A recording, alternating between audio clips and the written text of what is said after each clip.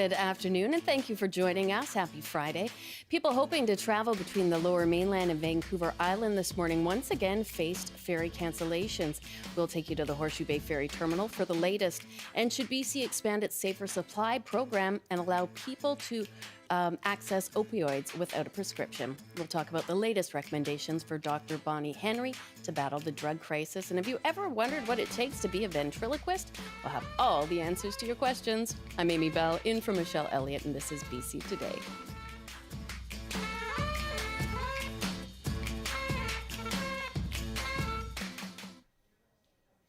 And thank you for joining us here on radio, TV, and live stream. You can call us now on our top story. Should we expand access to safe supply for drug users?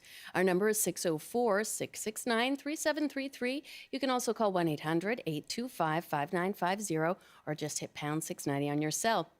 You can also email us bctoday@cbc.ca. It was another headache for ferry travelers ahead of the weekend. BC Ferries announced earlier today that several sailings between the Lower Mainland and Vancouver Island were canceled. For the latest, CBC reporter Michelle Gassoub joins us from the Horseshoe Bay Ferry Terminal. Hello, Michelle. Hello, Amy. So what can you tell us about the situation now? Yeah, I mean, it briefly looked this morning like we were heading into a weekend of ferry chaos. Late last night, they discovered that there was an issue with the Queen of Oak Bay's power system, and so they preemptively canceled 4 sailings this morning. Of course, that sent people into a little bit of a panic. However, they say that their engineers were able to work late into the night and early this morning, and they were actually able to reinstate all the sailings as of 11:25 going forward. So at this point, the situation has pretty much normalized here. People have been able to get onto those sailings, but I think people were getting flashbacks to some of the chaos that we saw last summer. And I think anytime we hear of cancellations on a Friday morning, people do go into panic mode. What has the mood sort of been like at the terminal? Was there, a sense of chaos, or is everything sort of leveled off now? Well, by the time we got here, the sense was definitely relief because people had anticipated facing delays and then realized they were going to be able to get on as usual. But people were really talking about that last summer that we had. And Amy, you'll remember we had cancellations. There were vessels that were undergoing refits. There was the issues with the website that was glitching. There were staff shortages causing cancellations. It seemed almost every long weekend, which is, of course, when people are trying to go out with their families and friends, get to the islands for their vacations. And, people saying it seems to be a little bit better this summer. However, BC Ferries did say in their statement to us that they acknowledge they have aging vessels in their fleet, and it is really a big focus for them to be investing in making sure those vessels are safe and reliable for people here. So I think that was really the mood this morning. People relieved that today they're going to be able to get on their sailings, but they know that this is an ongoing issue for the ferries. Yeah, and that's the thing. Do we have any sense or word from BC Ferries? I know it was a mechanical issue. Is this something could cause any further cancellations through the weekend? BC Ferries at this point saying that this seems to be resolved. But again, interesting, they did acknowledge this is an aging fleet. This is an issue they've struggled with in the past. So at this point, if you're looking to get on a ferry, no issues that BC Ferries is talking about at this point. But of course, that acknowledgement that this has been a recurring issue for people trying to sail. But no, the good news, Amy, for this weekend, if you are heading out on a ferry, that the chaos that we anticipated we could be seeing this morning seems to have died down for now. For now, we'll take that. Thank you so much, Michelle. Enjoy the sunshine out there. Thanks, Amy. That's CBC reporter Michelle Gassoub live from the Horseshoe Bay Ferry Terminal in Vancouver. It is 12:10 and you are watching and listening to BC Today. There have been a number of fatal crashes on BC highways and roads just this past week. In total, 18 people have lost their lives. Inspector Chad Badry is the officer in charge for the RCMP's BC Highway Patrol in the Kootenays, in the Kootenay region, rather. On the Coast host, Gloria Makarenko, spoke with him yesterday about his thoughts on these tragic crashes. This is a tragic trend that we're seeing on our roads throughout British Columbia. It's really hard on the families, their extended families, the first responders that are going, and it's needless. It doesn't need to happen. Right. Well, there's a new study out from Chrysler Injury Lawyers. Rural car crashes make up 25% of all traffic collisions, but they account for 54% of fatalities. So this goes right across Canada, according to the research. Do people need to take a different driving approach on highways compared to, city driving? Well, the top three causes of collisions and crashes in British Columbia and throughout Canada remain the same, whether you're on a rural road or you're in the city. I think the speeds are a little bit different out in the rural areas, but it's impaired driving, speed, and distracted driving that are in those top three. So it's something we can do about. Okay, what can we do about it? Well, first of all, everybody who's out on the roads, they need to make sure that they're not distracted.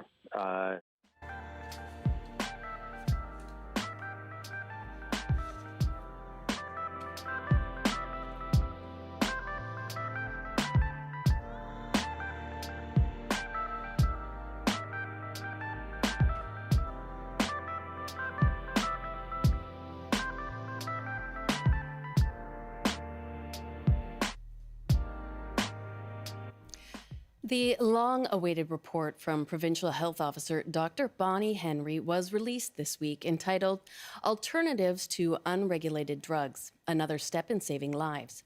The report recommended that government should expand its safer supply program to include access to opioids without a prescription, much like the early days of cannabis use with compassion clubs.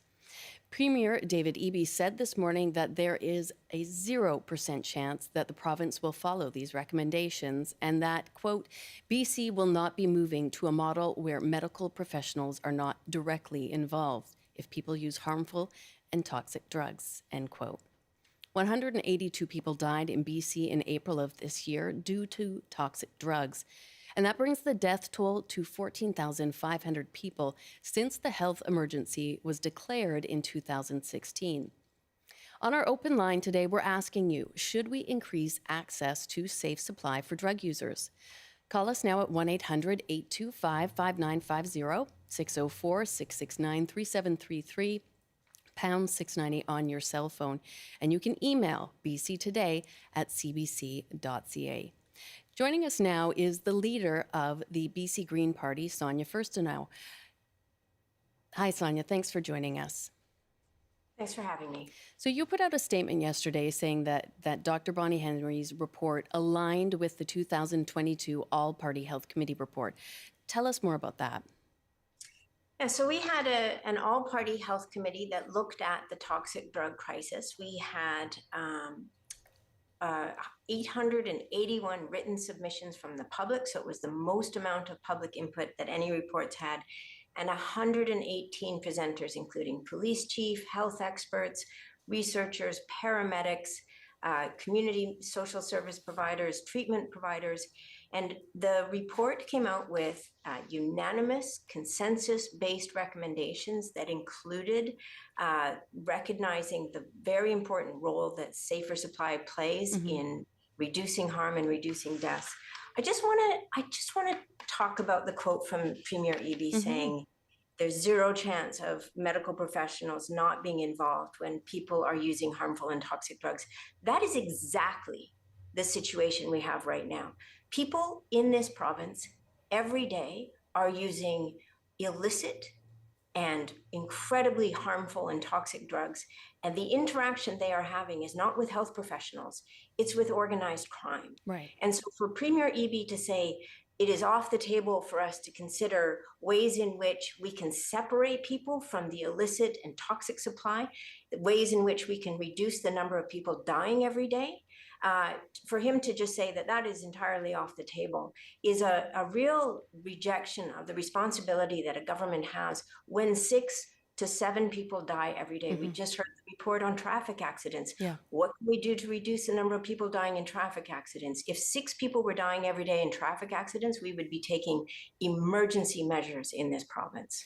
Are you surprised by Premier Eby's strong stance today in coming out so definitively?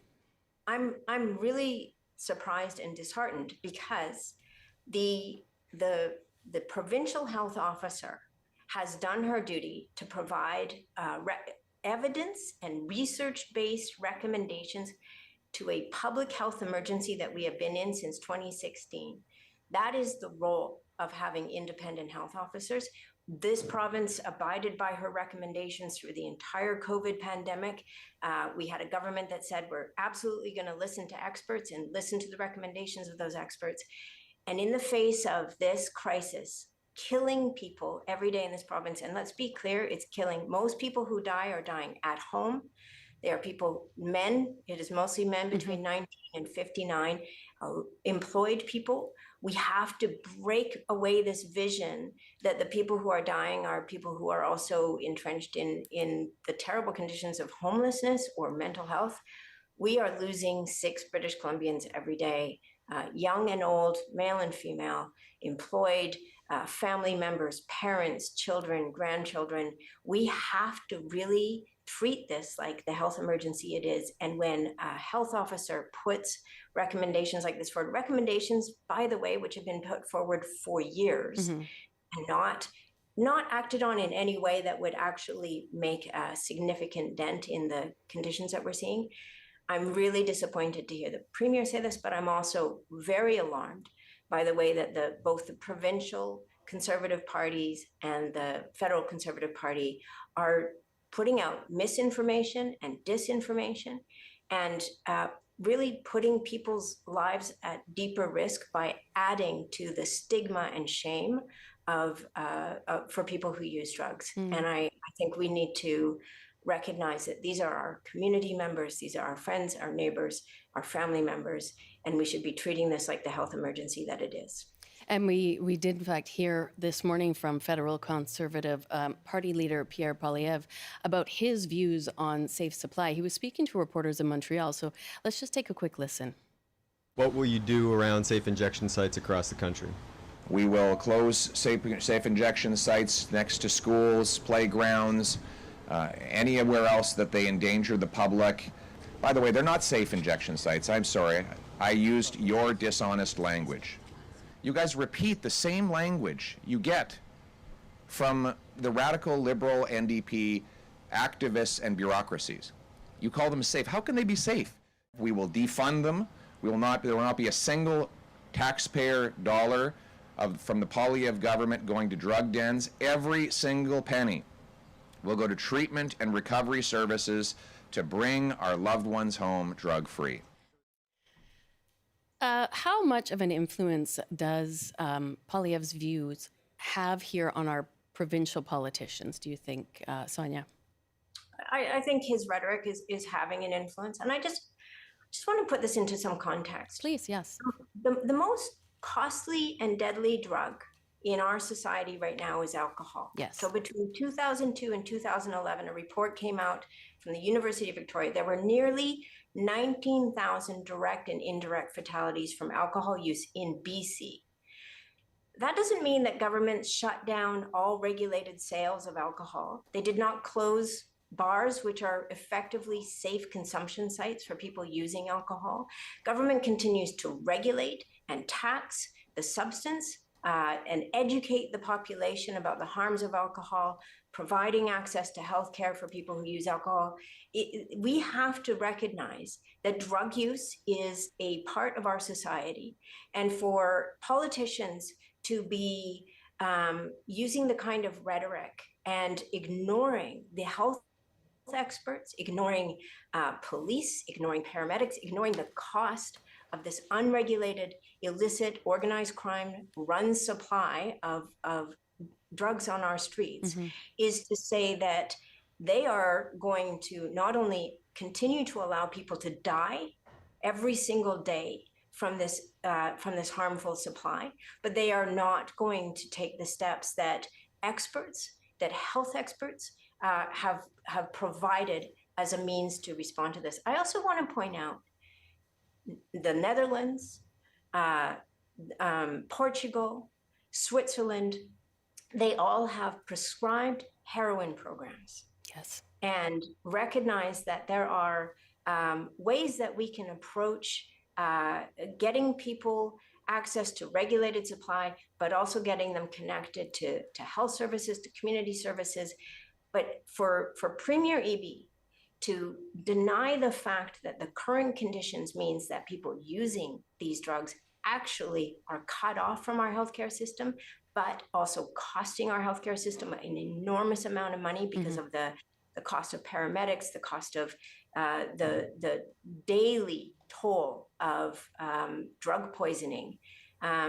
This is an incredibly costly and frankly, increasingly worrisome situation that we're in, where politicians are unwilling to talk about this in a way that is informed by evidence and research.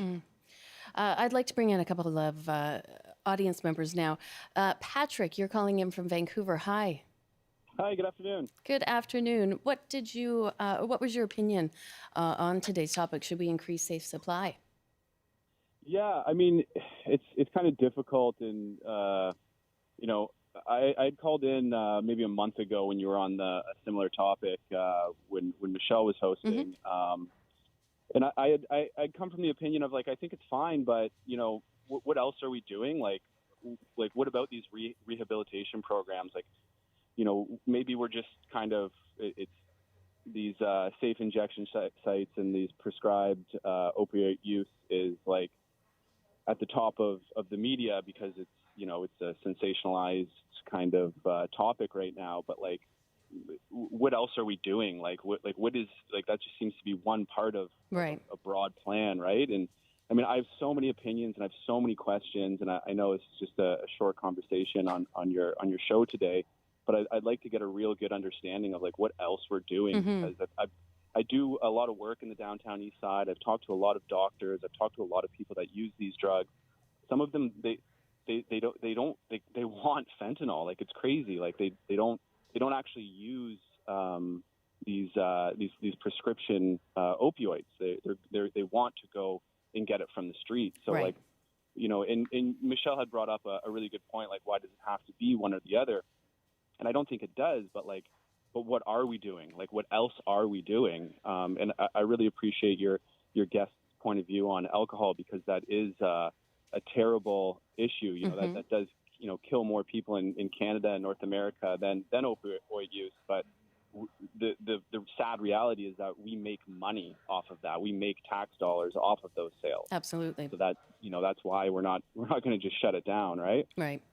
No, a very valid point, Patrick, and Sonia. I think there is that worry that we need to have a very multifaceted and multi-prong approach, whereas just this one aspect, safe supply, won't be enough. What else do we need to be doing? Yeah, absolutely. And Patrick, I really appreciate your comments and your points. I go back to the report from the committee in 2022. We had 37 recommendations.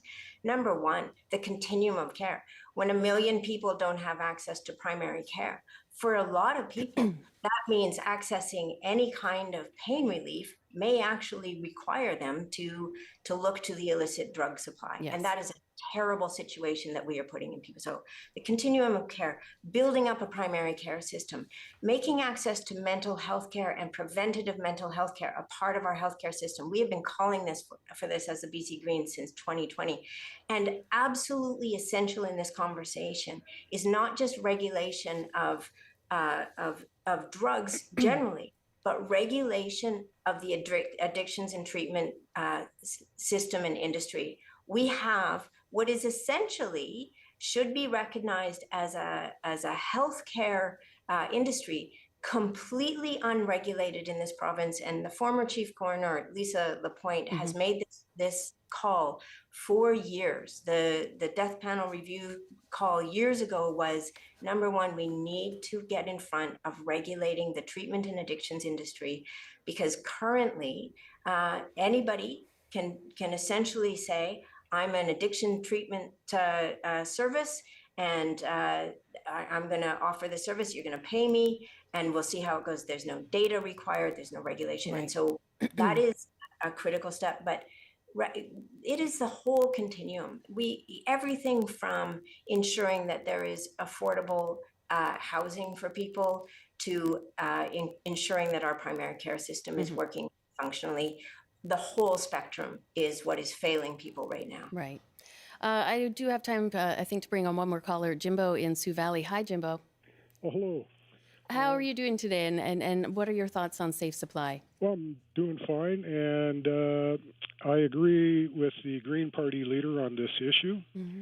You need clean drugs out there for people not to be killed with, rather than the toxic drugs that are on the streets.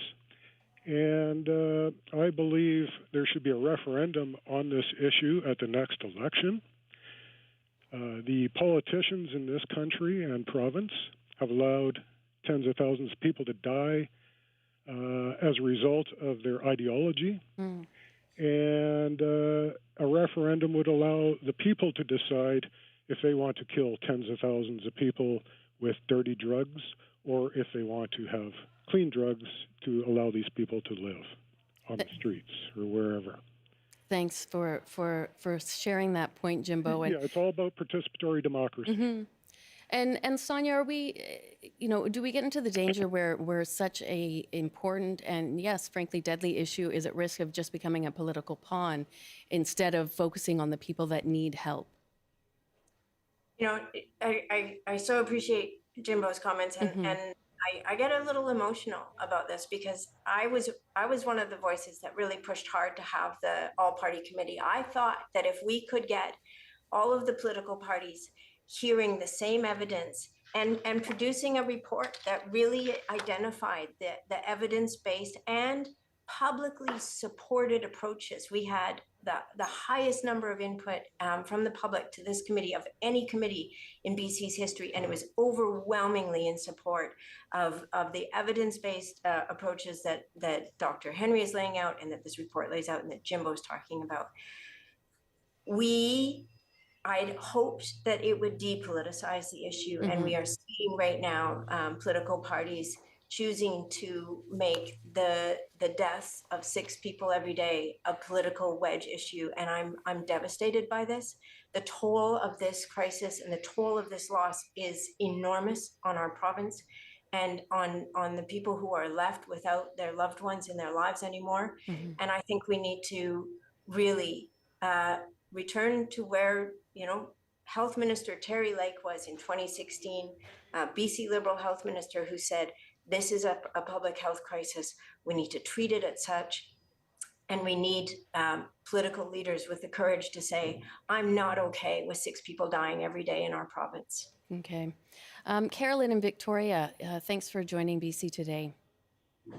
Hi, thanks for having me. And I understand you're with the Greater Victoria Teachers Association. That's right. I'm currently the president. Okay. And what are your thoughts on safe supply? Well, I was working last year in a school full-time, and there were 3 families in our school with children, 7 children altogether, who had lost a parent due to drug overdose. And I think a point that's not made enough is that the current crisis in BC and across Canada with the unsafe supply is that there are hundreds of orphans that are losing parents. And the trauma and devastation for those children, it just can't be overstated. And I think that what's really important when I hear Poilievre speak, what he's calling for is more children to lose parents. And those children, every single one of those children I taught last year, would be far better off if their parents were alive. So it is a devastating situation. It really makes me sad to think about. And I really, for these children, they deserve to have their parents alive. They deserve to have them the chance to connect or to have a relationship with their parents. And I also want to say that it, often when you think about these parents, you think, oh, these must have been deadbeats. They must have been. But there's a spectrum of people being harmed Absolutely. by the unsafe supply, and a lot of these, these are parents that were good parents that were doing a lot for their families, and to lose one of those parents has just will completely destabilize a family as well. So you might lose one parent, but now your other parent is thrown into poverty. Right.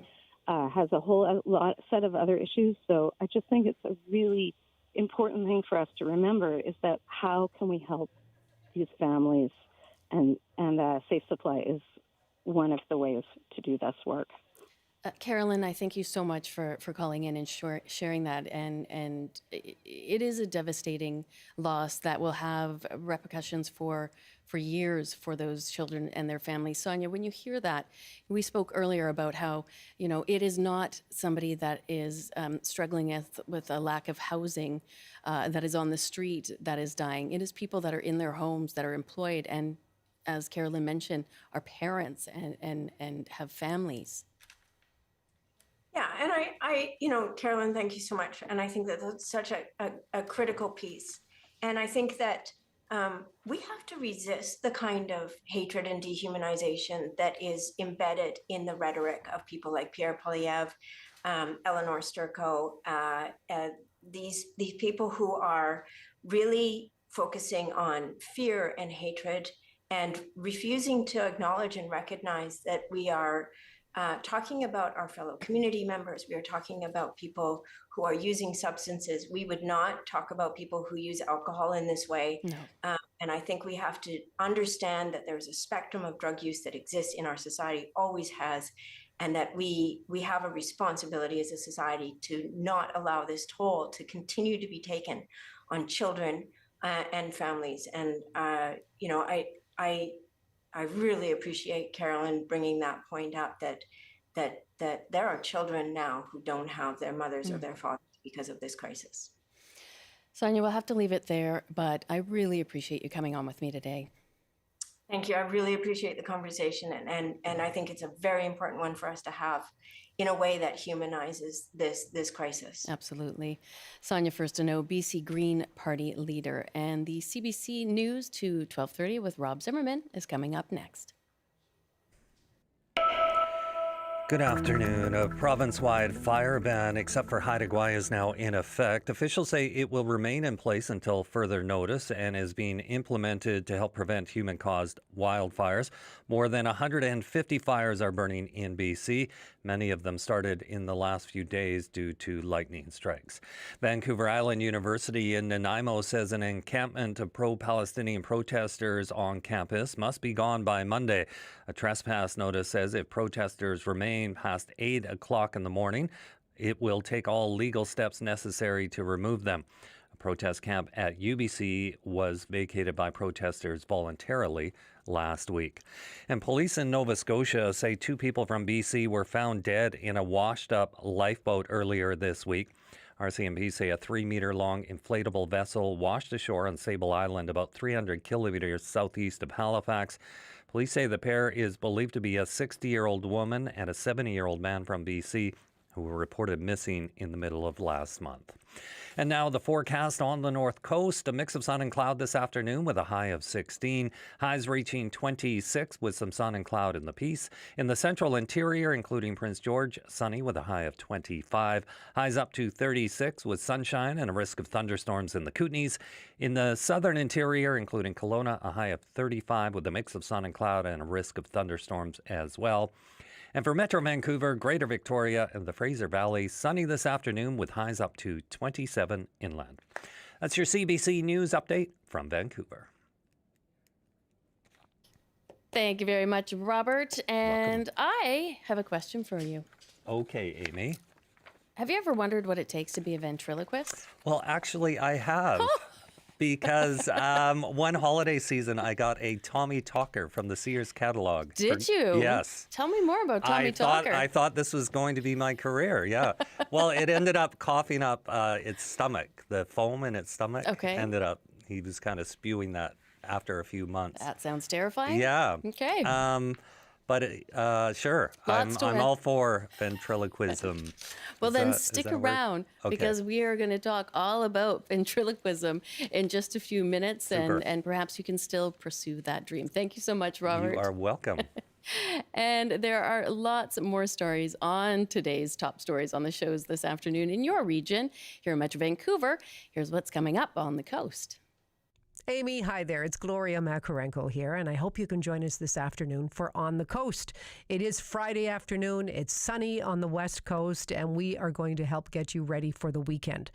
We're also going to meet two young men who founded the Physics House. It's a TikTok page. There are 600,000 followers where they teach people about the laws of physics and how they relate to everyday life. We're going to ask them why it's so important to make physics more accessible. So I hope you can join us between 3 and 6 for On the Coast.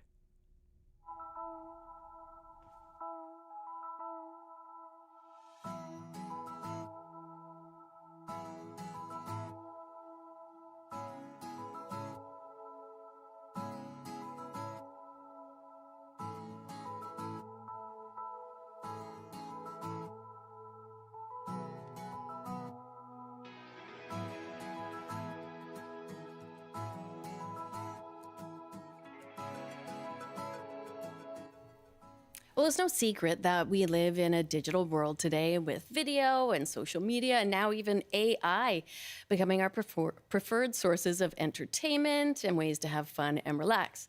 But today we're doing a throwback and we're delving into the world of ventriloquism, which actually dates back to the 1700s and is having a resurgence these days, according to our next guest. So we want to know from you, what have you ever wanted to know about ventriloquism? Maybe how to pronounce it properly. Call us at 1-800-825-5950, 604-669-3733, pound 690 on your cell phone.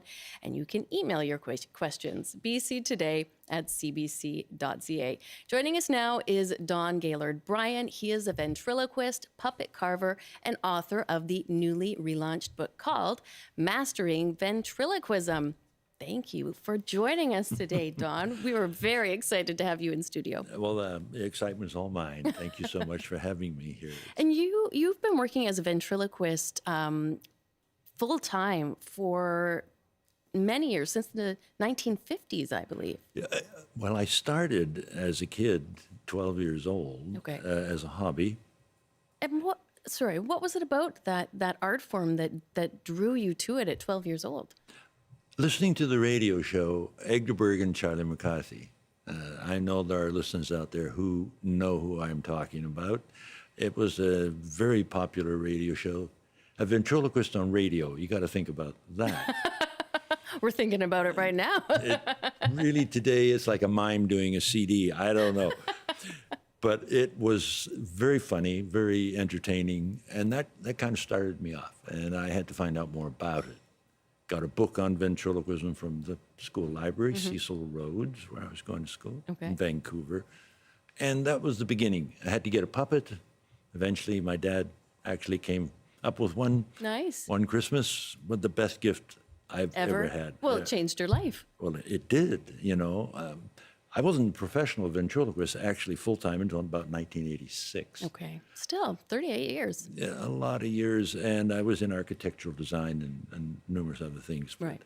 But the act has been my mainstay, my raison d'etre. I love what I do. I do what I love with it. I don't have to report to anybody.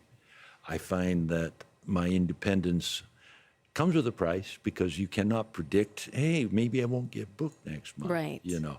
But aside from all that, the entertaining audiences, making people laugh, creating my own puppets, which has been actually a very large part of my ventriloquist adventure in the last 10, 15 years. I got really busy, and during the pandemic, no ships. I work on cruise ships. Right, so you had a bit of extra time on your hands. I built some puppets, and that was a lot of fun, and completed my book on ventriloquism. Right, and this is, is this book sort of a how-to on how to be a ventriloquist? May I show it off? You, of course, may show it. In the right direction? Yes, it's called Mastering Ventriloquism by Don Bryan.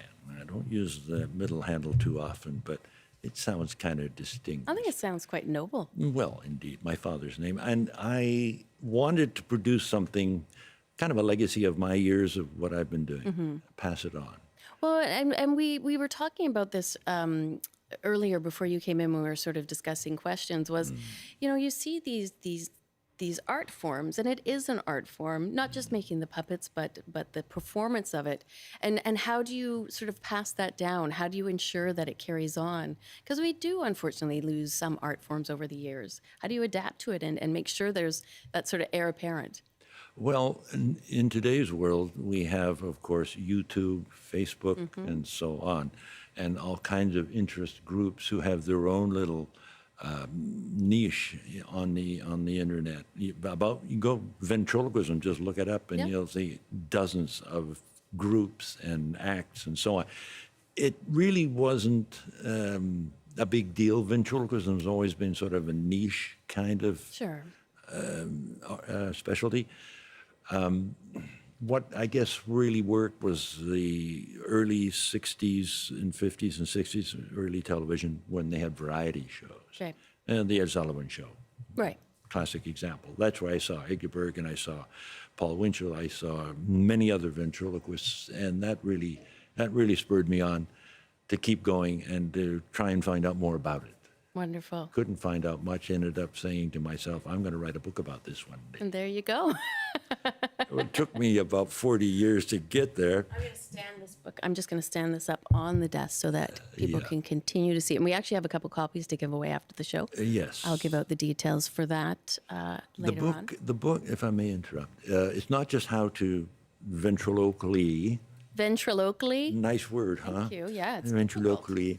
Create the illusion, the vocal magic of ventriloquism. Let's call it that. Okay. But the other thing is, where do you get the characters, the puppets, the dummies? We don't like to call them dummies, we call them characters. Okay. No, I'm just kidding. Really doesn't matter.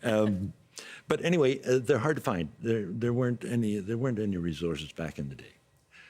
I met a gentleman in Vancouver at a toy shop who was giving a demonstration of his puppets. His name was Steinman, affectionately known as Pop Steinman. Pop Steinman? Yeah, retired school teacher, basically, his thing. And he built amazing puppets. Eggeberg would visit Vancouver occasionally, and that's where he would go for any tweaking or painting or touch-up on Charlie or his characters. Yeah. Okay. That's an unknown little thing. But I met Mr. Steinman at the toy shop.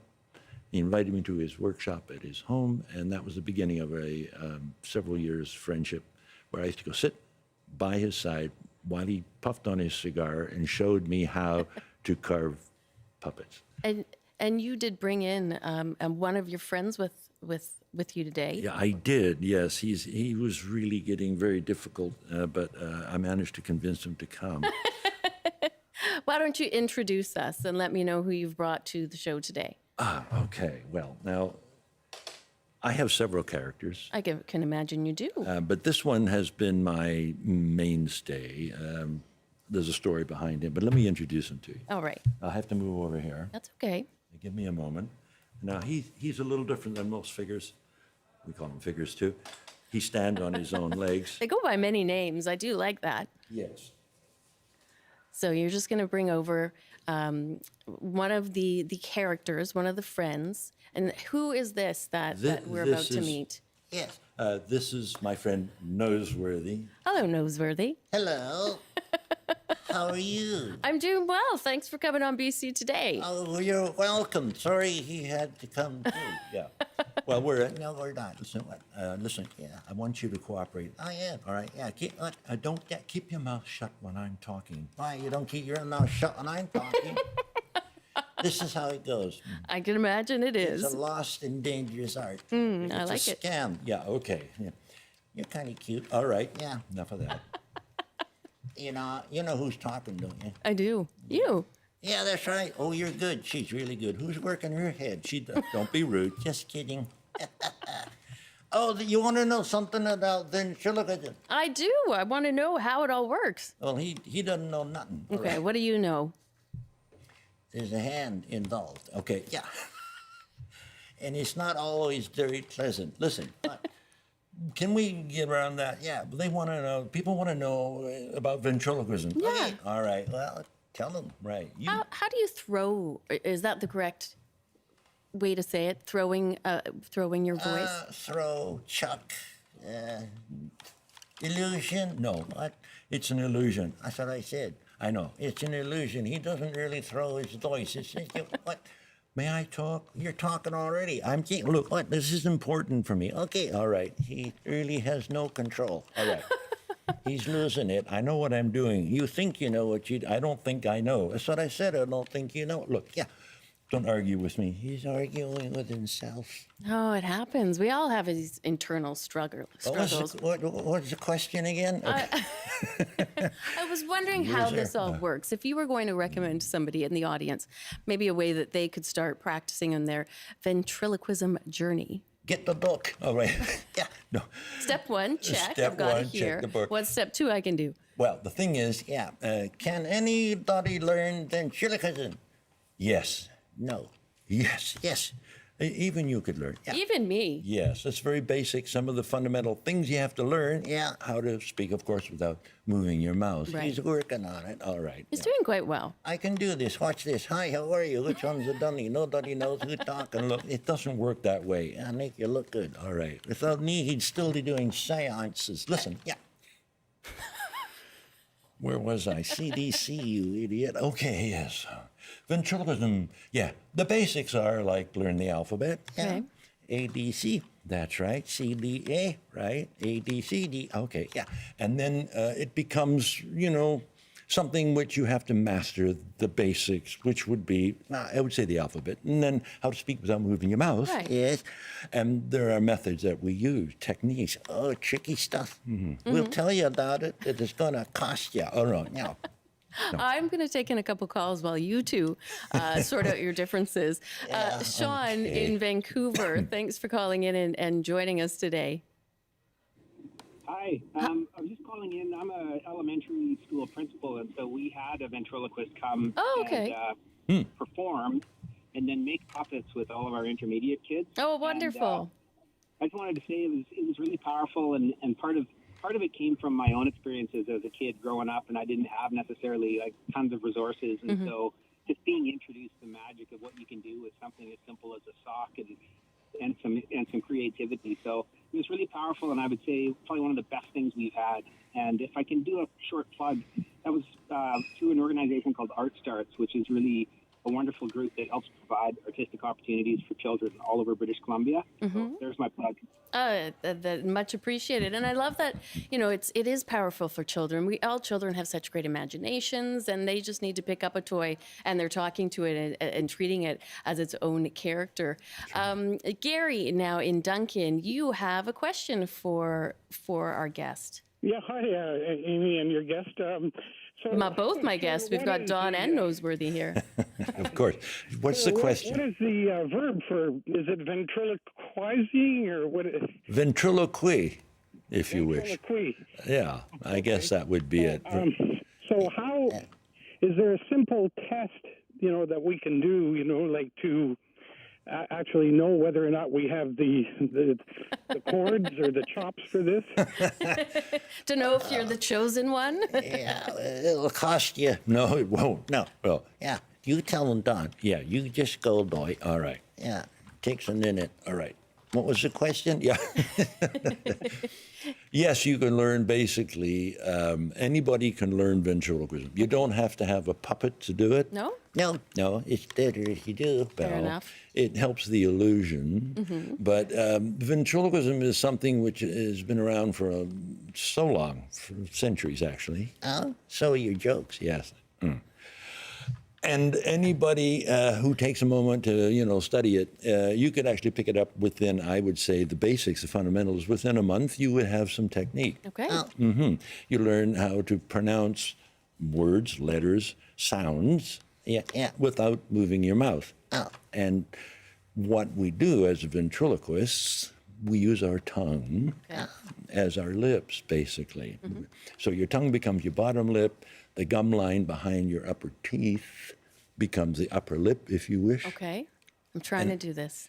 I know. And so most people, you show, like you could say A without moving your mouth. A. A. No, open your mouth a little bit. A. A. A. Open a bit more. That's nice when you smile. All right. She's kind of cute. I know. She's not your type. She's breathing. I know. Yeah. Where was I? CDC. Oh, right. Yeah. So I don't know if I answered your question. I think it's just practice. It's practice. But, you can, with the basics, you're learning the alphabet, reading lines out of a book or a newspaper, and watch your lip movement. You have to study a little bit how to create substitutions for difficult letters like B. Oh, yeah, hard. Yeah. C, Z, Z. Yeah, C. Yeah. D, Z, Z. Yeah, D, G. Yeah. Yeah. F is good, too. All right. N is hard. Look, that is my line. No, I'm doing it. ZOIXWVUTSRQTONNLKJIHGSCDCBA. Make it look good. Okay. You guys are both looking good. I believe, though, we are going to bring in one of our CBC staffers, Don, and you're going to do a little bit of ventriloquism. Oh, we'll give him a quick instruction. Yeah. Yeah. We didn't get to show, like your guest had mentioned at the school. Oh, right.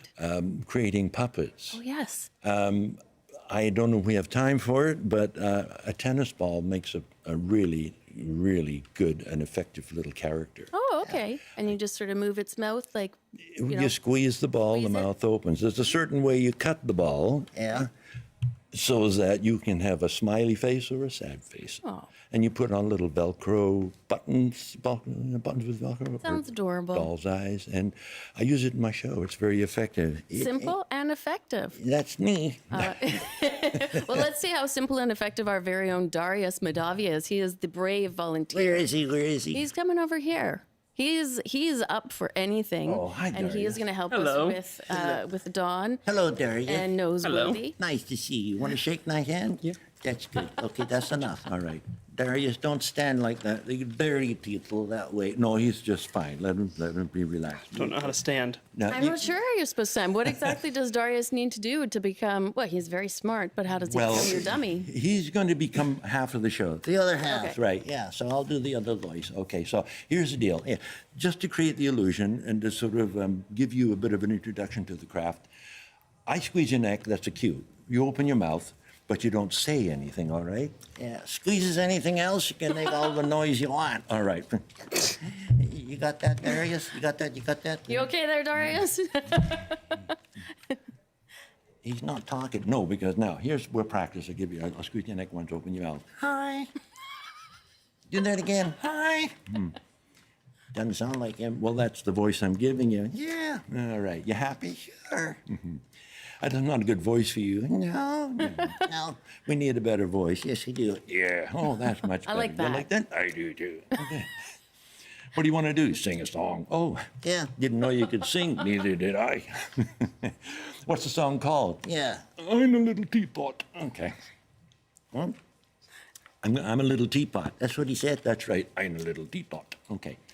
I'm a little teapot, short and stout. Here my handle, here my stout. When I get a steam duck, out I shout. Titney other and dorney out. Does your mother know you're out of the yard? Look, he's... Darius, thank you so much. I don't know if we really accomplished much for you in terms of how to. Yeah, You accomplished a lot in amusing me and all of our audience members. good by way to turning take Darius into a good way to Amy needed a volunteer dummy, and that was her first thought. That was not my first thought. It was the team's first thought. I would like Oh, to that's add. much better. Thanks, Thank you. Darius. Thank you, Darius. Thank you. We're going to give you $60. What do you think about that? No, I don't want it. Okay, that's very nice of you. Appreciate it. Oh. Yeah, thanks. Bye, Darius. Dawn, before I let you go, we are running out of time, but I know. We are in the present day, where everybody's sort of tuning to their screens and they're, on TikTok and being influencers. What is it as a ventriloquist that still draws audiences to you? Because it is still a draw. People are still fascinated. Why is that? Well, people like live entertainment. Yep. It's a different experience. You are in the environment with the artist while they're performing. You feel that energy, the vibe. You're in the show, so to speak. When you're watching a screen, you don't have to be involved. Right. You don't have to laugh. You don't have to. You can just look at it passively or not. and just it doesn't have the same visceral effect as watching a live show. Right. Ventriloquism also being an unusual craft. Yeah, weird. You know. Unique. Unique. It is a fascination. People look at the character, and if they buy into the character, well, if they believe the character, now the illusion's working. But if you usually, when a ventriloquist first comes out, and he starts his act, and if he moves his mouth too much, people get critical, and they go, oh, he's not that good. Now, if your technique is solid, and then the character now is becoming alive because he has his own personality. I'm not moving my mouth. That's what you think. And it becomes more and more believable. Hey, there's a little guy there. There's a little person. We're different. We're separate. We have different points of view. He's my nemesis. I am the guy running the show. So you think. I know. Yeah, I do the show. He just stands there and looks like a dunny. Thank you. You're welcome. I want to thank both of you for coming in today, and you obviously have mastered the art, because I keep finding myself having eye contact with Noseworthy and not sure where to look. So I'm thank hoping you would, get connected here. Hey, she really likes me. I feel it. Now, if you would like to enter for a chance to win a copy of this book, just email bctoday@cbc.ca and let us know the type of puppet that you would like to bring to life if you were to become a ventriloquist. Be sure to include your mailing address, and we'll choose 2 lucky winners. And who knows, before you know it, you could be making your own Noseworthy and hitting the stage. Don Noseworthy, thank you so much for coming in today. It was an absolute pleasure and a treat. It was our pleasure. Thank you so much. All right. How much we get into this? We'll talk about that later. That was Don Gaylord Bryan. He is a ventriloquist from North Vancouver and has just relaunched his book called Mastering Ventriloquism. And of course, he was joined by Noseworthy. And that is our show for today.